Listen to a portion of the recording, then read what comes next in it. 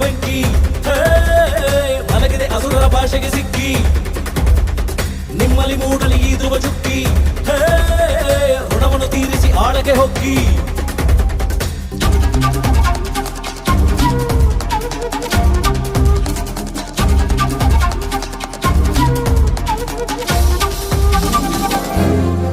ತಾಳಿಗಾಗಿ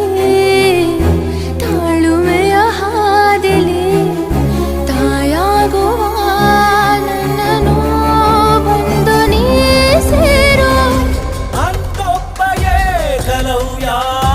ಬೆರಳನ್ನ ನೀಡಿದ